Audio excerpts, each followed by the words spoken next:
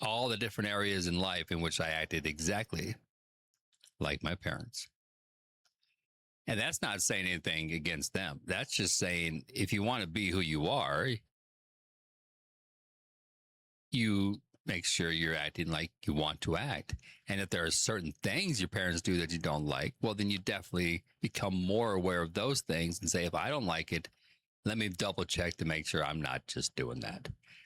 I always saw it differently. I saw it as if, let's say, for instance, if my dad was doing something, I was like, oh, God, dude, please. Then there's no way I would do it because there's no way it could affect me like that. And I'm going to be doing that. Impossible. Especially if it's kind of extreme. There's no way. That doesn't work that way. So my mind just assumed that. That was a bad assumption, man. Because if I'm lying to myself about that, well, that means I am doing exactly what I don't want to do. And all I'm doing is pretending I'm not. That doesn't protect everyone else around me. They have to deal with what I'm doing and how I'm acting. And me lying to myself about it doesn't make it better for them. It's very selfish to lie to yourself about certain things. And it was selfish of me to lie to myself about how I was acting in different areas of life. I didn't want to admit I acted exactly like my dad. And it cost me a really good relationship. I remember going on a date to the movie theater. We had been dating about 2 months, and it was in that ultra fun, perfect stage. You find someone that's laughing at your jokes, you're laughing at their jokes, your brains work similar, you're thinking the same types of things, you like doing the same types of things. You're both the perfect amount of competitive to where you can make it more fun because you do care about the score, but at the same time when you feel that kind of weird part coming up, you can drop it, so it doesn't ruin everything. It's just that really fun, exciting time where everything is just going well and you always have something to do. And that all came to an end because of a tub of popcorn at the movie theater. Doesn't seem like that's even possible. But what happened is we got a big tub of popcorn, got some drinks, got some candy. And obviously, with that big old tub of popcorn, in her mind and in my mind, we're going to be sharing that between us, reach in to get some corn. It's like, oh, sorry. Was that your hand? You can have those moments like that, that maybe she's really cute once and then throws one at me. And I'm like, oh my God. And that popcorn, we don't even get halfway through it. We're too busy enjoying the movie, enjoying each other, and enjoying our other snacks. We don't even really care about the popcorn. It's just an excuse to reach over and, hi, this is good. I like being here. But what happened is, as I sat down with the popcorn, and I just took a couple. It was controlled at first. And then I don't know exactly what happened first. Either I grabbed too big of a handful or I shoved it in my mouth before I was finished chewing the last handful. But whatever it was, it triggered me into popcorn frenzy trance mode. And I just blacked out. I blacked out, and about 3 minutes later, I come to, and I'm like, huh. It took me a minute, shake out the cobwebs, and be like, oh yeah, I'm at the movie theater, seen this movie with my girlfriend. I look over at her, and then her face was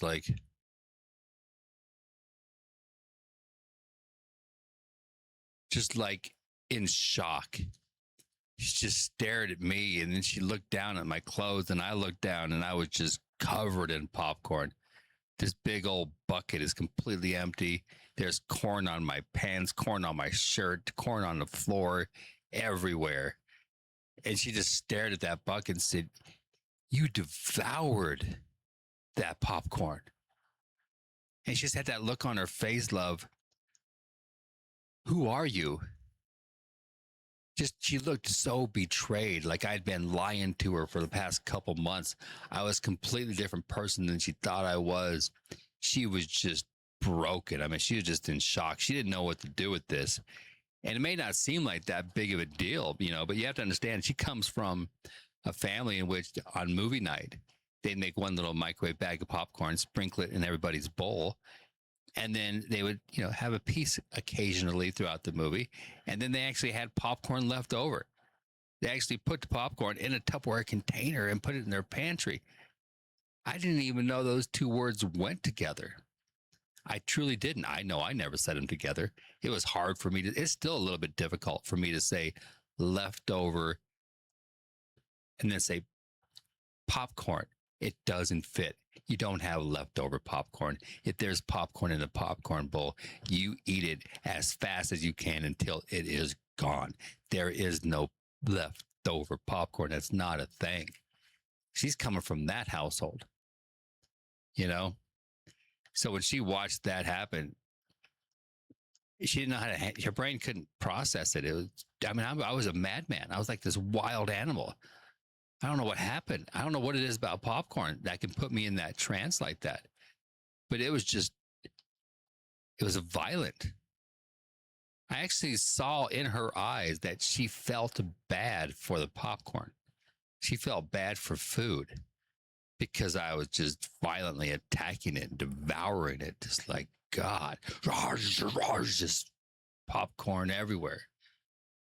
The sad thing is that she actually tried not to let it bother her, you know? She's kept telling herself, dude, it's no big deal. It's just popcorn. It's just whatever. You know, he was hungry. He just went crazy for a minute over popcorn. It's not a big deal. It doesn't mean he's a psycho. He's not a weirdo. He just ate popcorn fast.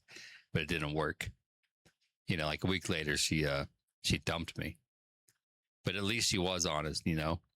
At least she did say she tried, you know? And she just said, basically, I don't think you would ever hurt me. I'm not really worried about that. But at the same time, I just don't really feel safe around you anymore. You know, it was devastating to hear, but I couldn't. I mean, I saw where she was coming from.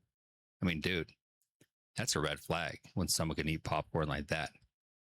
Black out, not even know what's going on around them. Just plowing through corn like crazy. I could have avoided the whole thing if I would have just allowed myself to admit I acted a lot of like my dad in many ways. I had been to a movie theater before when he got popcorn, and I sat there in shock watching him eat it. I saw him fall into that trance and then popcorn everywhere. And then I think he's done because the bucket's empty, but it's not. He's getting out the little half popped kernels. And then that's not it. He tosses the bucket aside. Now it's like eating it off the clothes and just, I'm just like, God damn it. It's a finally over when you hear those big, long brushing sounds, you know, and the final brush. Every piece of corn is too tiny, so now you're just brushing it off. And then right after that, I would be able to see him come back to reality. You know, it's like, oh, hi. Yeah, excited to see the movie? It's like he came out of nowhere. It's like he wasn't even there because he wasn't there mentally at all. But it was exactly as though he came in late and I'd been sitting there for a while by myself. He sat down next to me and said, oh, hey, is that same thing? Hey, did preview start yet? Not yet. Just a couple minutes. And I can't wait to see this. It's the same thing. But the only difference is he didn't go anywhere. He just fell into the popcorn trance. And so then when I was sitting there, I was like, told you, how was your popcorn? You know, a little sarcasm. And he was like, pop. Oh, yeah, I did have popcorn. He didn't even remember he had popcorn. That's how deep that trance is. It's deep. And if I would have just acknowledged that, hey, this is your dad, you might be eating popcorn the same way. If I would have just acknowledged that, who knows what would have happened? I might have ended up happily married, never get divorced. You know, I mean, we got along so great, you know. It's a sad day when that happened. It was sad. And I could have avoided it. You know, I only had like, what, 60 seconds left in this video? That sneeze couldn't have waited. Just wait a little bit longer. Now I got to go in and edit and take this cup up. It was almost finished, and then I sneezed, man. So, moral of the story: it taught me to not lie to myself because I'm the only one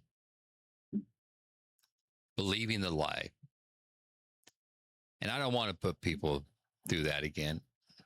I haven't eaten popcorn in public since then. I'm practicing. I eat by myself and see if I can take just 3 at a time, wait till I chew and swallow completely, and then take 3 more. I I'm doing better. Let's just say that. But that's the end of this one.